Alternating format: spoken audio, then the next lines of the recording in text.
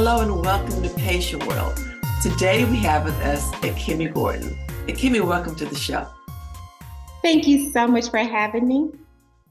Can we get started by having you tell the audience about yourself? Sure. So growing up, it's like now, I'm sharing health. I'm a health coach, and people are like, oh, you always lived healthy, right? But it wasn't like that. Growing up, my mom would say I didn't like eating vegetables. I was one of those kids that did not like eating vegetables. And I'm from the island, so like I like a lot of white rice, curry chicken, jerk chicken. That's what I ate and not much vegetables. So I really had really bad menstrual cramps as a teenager and young adult and was on prescription medication. And then as I got older, got married, and when I was having our first child, I learned I had a fibroid. And I'm like, fibroids? Like, I didn't even know what that was. Okay. But I praise God, everything worked out. I was able to deliver our son, everything was safe. And my husband, soon after that, he had really bad acid reflux to the point where he couldn't lay down to go to sleep. And the doctors were like, okay, you're going to be on medication the rest of your life for the acid reflux. And then as our son got older, he was about one and he started wheezing and we had to run to the emergency room. And that's when we learned, he had asthma. They don't give you the diagnosis that it's asthma, but he ended up with the nebulizer and all these things. And I just got to the point where I was like, this is enough, like we have to do something different. And by changing the way we live, the way we ate, I am so thankful that now in our 40s, we're all healthy. My husband and I, we're all healthy, no medication, no sickness. Praise God. I'm so happy about that. And our son, like he, I remember this was like probably around 4, the last time when he had a bad asthma. We had to go to the doctor and everything, and they wanted to put him on steroids. And I was like, we're not going to do the steroids, right? Because I know how that changes your features. So we just really made some changes, and he never had another asthma attack after that, right? And now he's a teenager, healthy, fit, and he learned also, how to prioritize his health because of the changes that we made. So I'm just very thankful that as a family, we're healthy. And that's why we're passionate about helping other families live healthier and happier lives. It's certainly a blessing when your family's doing well. That's something that we often take for granted. Yes. So I understand that you have a passion for diabetes. Tell me about that. Yes. So after our health journey, and we saw how we were so blessed and we wanted to be a blessing to others. And I did my training. One of my first clients, I got a call from a lady and she was like, I went to the doctor and they said that I'm diabetic. Well, it was pre-diabetes and I have to get on this medicine and I'm going to be on this medicine the rest of my life. And she was so discouraged, but she had a little bit of hope, right? She just had a little bit of hope because she remembered hearing somewhere that there was a solution, right? That there are things that you can do to reverse diabetes naturally. And I was able to work with her, and she was so faithful, with the information that she learned.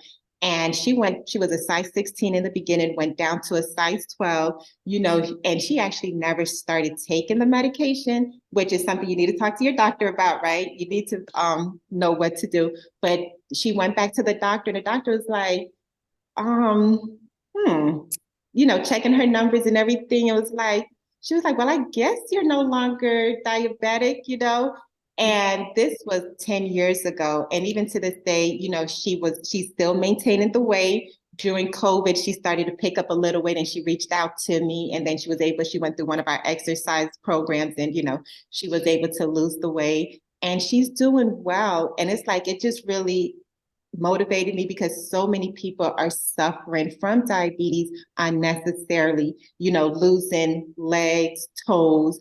And it just really breaks my heart that they don't have to suffer like that. And especially, on a dialysis, and having to get kidney transplant. And I just want to let people know that there's a better way. Mhm. Right. Diabetes is definitely one of those diseases that people do suffer a lot from, and there's a lot that can be done. Lifestyle modifications can go a very long way in decreasing the progression of diabetes and the complications. So I can certainly Yeah. appreciate that. So let's talk a little bit about fiber. Tell us why you think that fiber in the diet is so important. Yes, so let me share with you an analogy, and then I'm going to get to fiber and why it's so important. So when we eat, it's kind of like the digestion. Let's say we have a sandwich. When we have a sandwich, it breaks down, go into our bloodstream, and our sugar levels naturally rise, right? And then insulin, our pancreas releases insulin. And I just want us to think, most of us are in a room, whether you're in a room, you're in a car, there's windows, there's doors, right?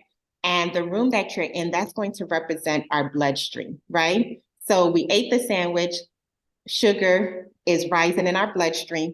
And when the pancreas releases insulin, it has two jobs. It picks up the sugar and then it opens the door to our cells and put that sugar inside our cells so that way we have energy, right? And then as the sugar moves into our cells, we have energy to walk, run, we feel good, right?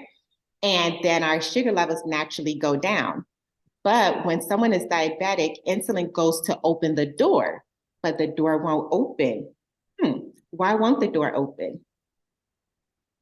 If you had to guess, it's because the door is sealed. You ever try to open a door and it's just like stuck? And it's because fat has sealed the door off. So now the sugar level continues to rise. The pancreas is pumping out more insulin, trying to bring it down. So one of the causes of diabetes is excessive fat on the body and also excessive fat in our diet. So the question you asked me was about fiber.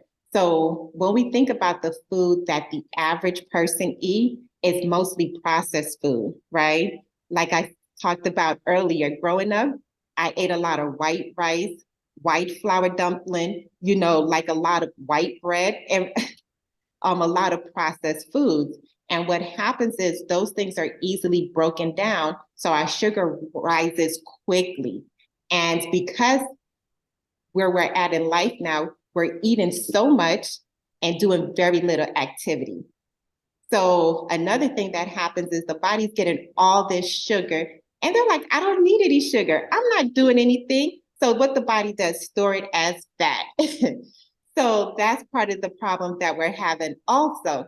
So if we're eating more whole foods with fiber, so like, for example, vegetables are one of the best foods for diabetics because they're rich in nutrients and low in fat, no cholesterol, and it gives the body the nutrients it needs, but it has lots of fiber. So when we talk about fiber, whether it's fiber in our vegetables, fiber in beans, fibers in seeds, fibers in our whole grains, and we'll talk about whole grains more in a moment, is because it has that fiber, it takes longer for the body to break it down and digest it. So it causes the sugar levels to be stable. Okay? And let me just share a little testimony with this. So one of the things when I work with my clients, I encourage them to check their blood sugars 2 hours after eating. So that way they could see how what they ate affect their blood sugar. And then there's something else that I also recommend they do too, but we'll talk about that. So it was a new client I was working with a week or two in, and she texted me at the beginning of the week and she was like, oh my goodness, I had still cut oat. This was a part of her breakfast and she had some other things. And she was like, I went for my digestive walk and I checked my blood sugar and it was 144, 2 hours after eating. So 2 hours after eating, you want to be about 140, right? You want to be under 140. So for someone that's diabetic and they're at 144, that is really good. Later that week, she texted me again. It was like in a panic. And her sugar level 2 hours later was over 200. And what changed this time, she had cereal. It was cereal. It does say that it's whole grain. It's good for cholesterol. I'm not going to say the brand, but she said it was, whole grain. And the difference is when we talk about grains, we want intact grains, whereas the steel cuts, it's intact. It's kind of like brown rice, how you have the whole grain there. So the still cut oats is intact, whereas when she had the cereal, it was made from flour. You know, cereal is made from flour. The grain wasn't intact. So it had a higher glycemic index, and that's what caused her sugar to be elevated.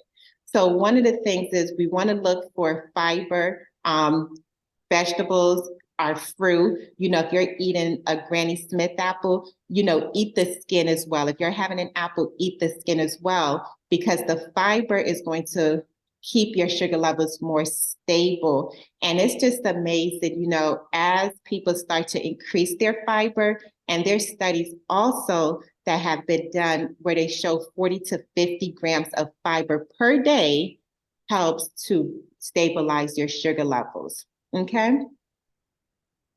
That's a lot of fiber. How much? we're far below that goal on average. So I won't speak for everybody. So Right. So I'm what sorry. I normally do, because looking at that, like, yes, 50 grams of fiber, like that is a lot. Like when we think about 50 for the whole day, but if we break it down by meal, you know, like let's say we're doing 15 for breakfast, 20 at lunch, and another 15 for dinner. And especially if we're focusing on the foods that are high in fiber. So like, for example, if you're doing navy beans, just a half a cup of navy beans have 10 grams of fiber.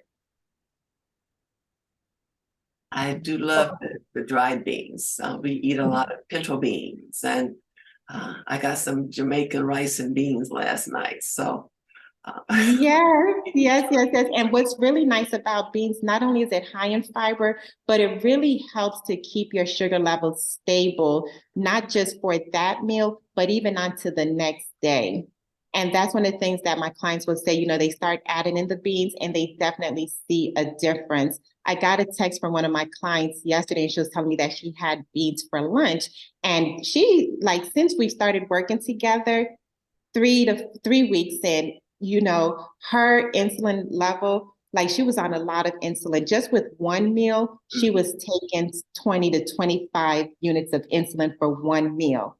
Now, for the whole day, guess how much insulin she's taking?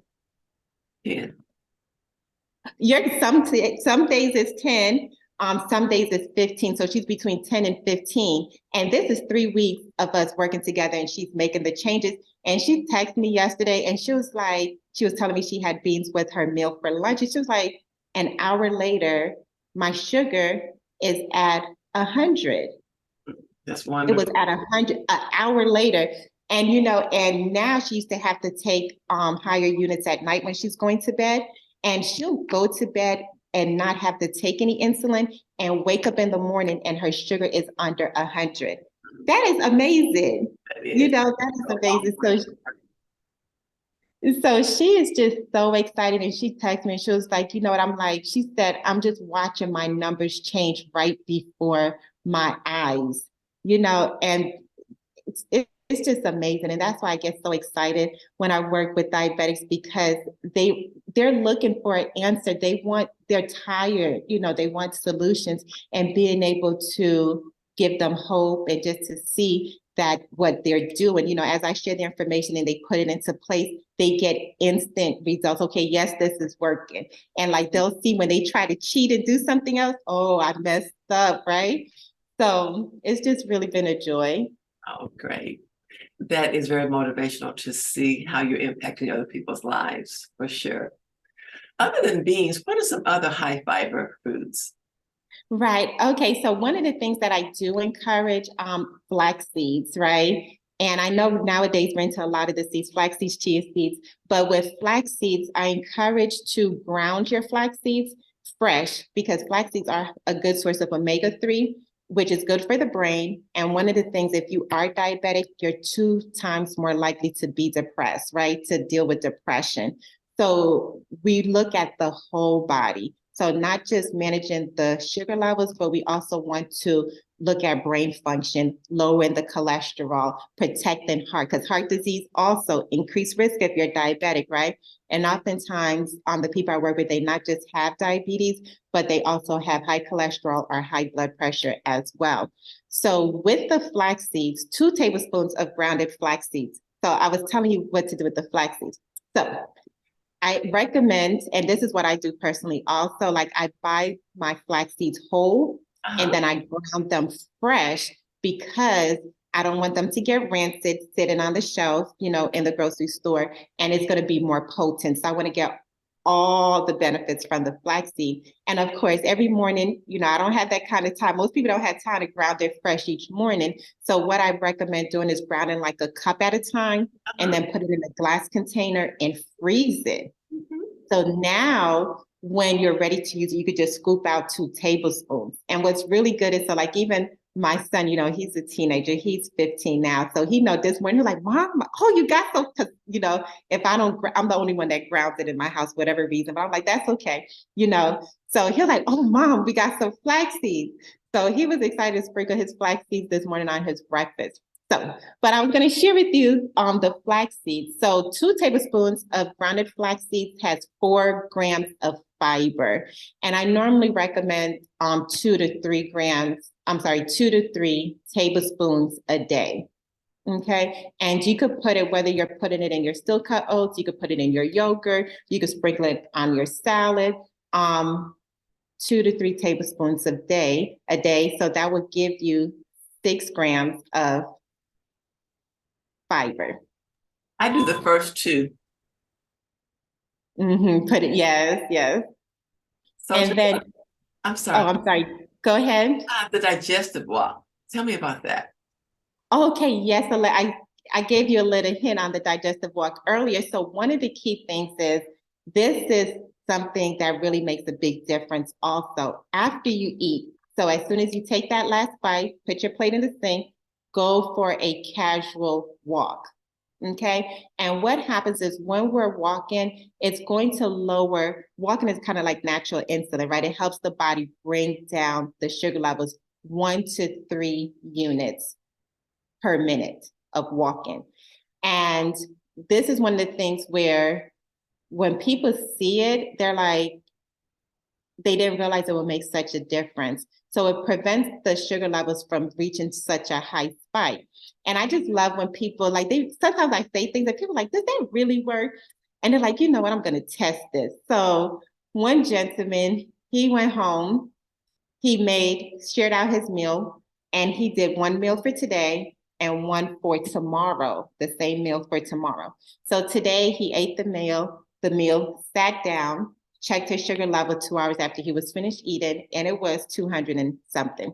The next day, he ate the same meal, but this time he didn't sit down. He didn't go for a walk neither. What he did was he actually got on his bike and rode, his stationary bike. And that's what I'm saying, just do some type of movement. So some people, they'll do the bike. Some people would walk. Some people, they just walk around their house. And he did it for 20 minutes, his stationary bike, and this time the same meal. And this time his sugar level 2 hours after eating was 100. Wow, it's great that you're able to quantify that so they can see what's going on. Yes. And then I even had a client the other day, she recognized that her numbers look better when she actually walks than when she rides the bike, right? And that is just, and so another client of mine, so she's very intentional. So she used to work out for a full hour before breakfast. She would go to the gym, work out for a whole hour, but then she wouldn't have time to do her digestive walk. So what she started, she said, you know what I'm going to do? I'm going to break it down. So she do like her high impact walk in, and then she stop, have her breakfast, and then she go for her casual walk in afterwards, right? And now her numbers, she's been able, she was on metformin, and now she's able to get off of metformin because her numbers in the morning are good. And then throughout the day, 2 hours after eating, it's under that 140. Awesome. So let's talk a little bit about hydration now. Yes. So especially if you're eating a lot of fiber, what I say fiber does is sweeps the colon. but you want to keep things moving. So as you increase your fiber, you want to drink more water as well, okay? Because you want to make sure everything keeps moving. But that's not the only benefit. You know, I don't know if growing up you used to drink Kool-Aid. Remember Kool-Aid? And you know, we'll make Kool-Aid, and if it's too sweet, what do you do? I would still drink it, but you could add more water. Right. So like we would add water to it, and that's what we want to do. We want to add water, drink more water, so that way it's going to help with the circulation. It's going to help also with our sugar levels as well.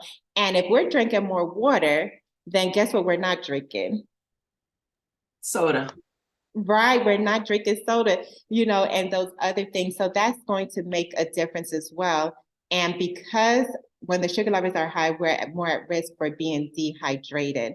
So we want to make sure that we're drinking adequate water. And there's some different ways to figure that out. But you want to make sure, one of the things I recommend doing, you know, is to check the color of your urine in the morning, right? You want to make sure that it's pale. If it's looking like orange juice, we have a problem, unless you're taking turmeric capsules or something, right? So you want to make sure that you're drinking adequate water to keep the fiber moving, but then also that's going to help with circulation. It's going to help with the blood. It's just going to help with your overall health. You know, it'll even help with pain, because a lot of times there's a lot of inflammation going on. So we want to make sure that we're drinking adequate water.